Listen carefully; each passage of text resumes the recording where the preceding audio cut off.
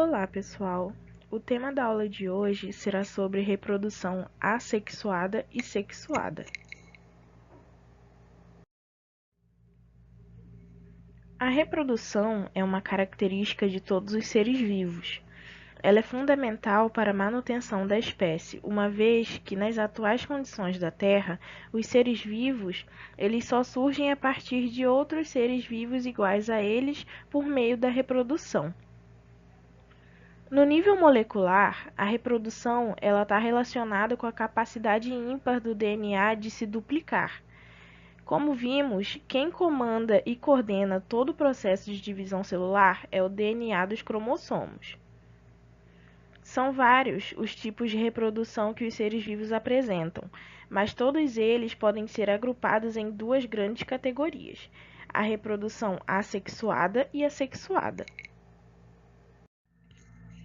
Então, gente, agora nós vamos falar um pouco sobre reprodução assexuada. Os indivíduos que surgem por reprodução assexuada, eles são geneticamente idênticos entre si, formando o que se chama clone. Esses indivíduos, eles só terão um patrimônio genético diferente se eles sofrerem uma mutação gênica, ou seja, a alteração na sequência de bases nitrogenadas de uma ou mais moléculas de DNA. Vários são os seres vivos que se reproduzem assexuadamente e vários são os tipos de reprodução assexuada. Os seres vivos e tipos de reprodução assexuada. Nos eucariontes unicelulares ou multicelulares, a reprodução assexuada está relacionada à mitose. A mitose ela é um tipo de divisão celular que ocorre em todas as células eucarióticas e garante a formação de duas células filhas. É um processo importante para o crescimento e regeneração de organismos multicelulares e para a reprodução assexuada de organismos unicelulares. A mitose está representada pela primeira imagem aí. Acompanhem comigo aí. Nessa primeira bolinha, nós temos os cromossomos, um vermelho e um azul. Na segunda bolinha, o DNA ele já foi replicado. Na outra imagem, o que está acontecendo? As fibras de fuso elas estão se ligando nesses cromossomos. E o que elas fazem? Elas vão lá e separam eles, como está aqui, ó. Elas separam eles para dar origem a duas novas células. No caso dos unicelulares, o tipo de reprodução assexuada que permite eles a se dividirem em dois é denominado bipartição. E ele está representado por essa imagem aqui. O processo de bipartição, ele também ocorre nos procariontes, né? Mas nesse caso não há mitose como a verificada nos eucariontes. Nos organismos multicelulares, como as plantas, a reprodução assexuada ela pode ocorrer por propagação vegetativa, nessa imagem aqui. Nesse caso, partes das plantas podem dar origem por mitose a outros indivíduos. Conhecendo essas peculiaridades das plantas, o ser humano ele aprendeu a fazer o uso dela em benefício próprio, confeccionando mudas que, quando cultivadas, dão origem a nova planta idêntica à planta-mãe, preservando assim as características comercialmente importantes. Nos animais, um dos tipos de reprodução assexuada mais frequentemente observado é o brotamento ou a gemiparidade. De um indivíduo inicial, brota outro indivíduo, que pode se destacar do primeiro e passar a ter vida independente. É o que acontece, por exemplo, na hidra, que está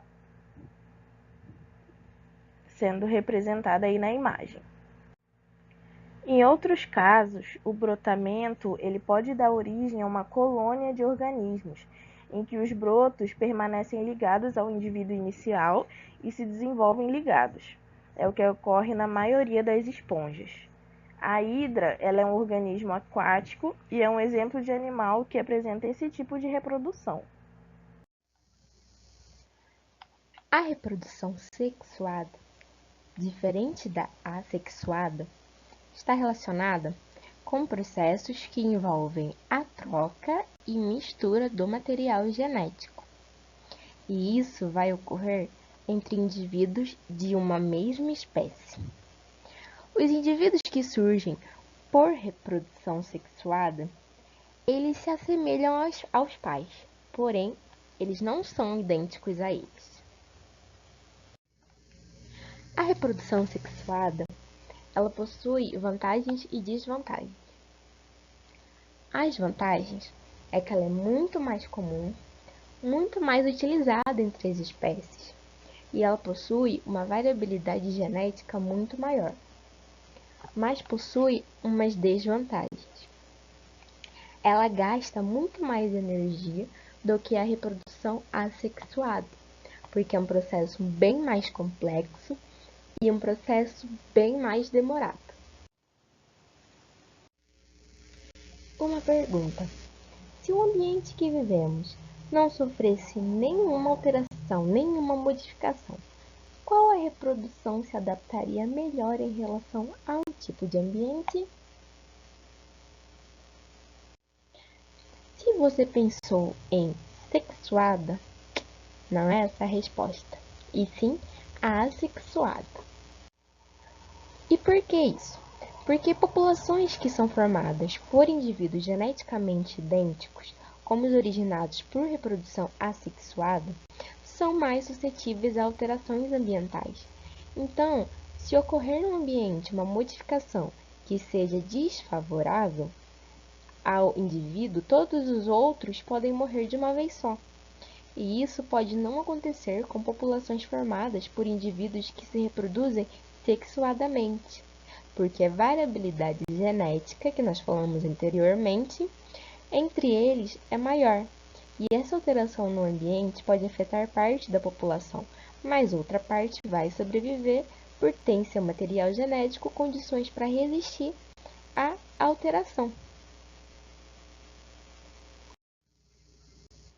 Nos animais, a reprodução sexuada ela envolve a meiose. Relembrando, a meiose ela é um processo de divisão celular em que uma célula-mãe gera 4 células filhas que são haploides.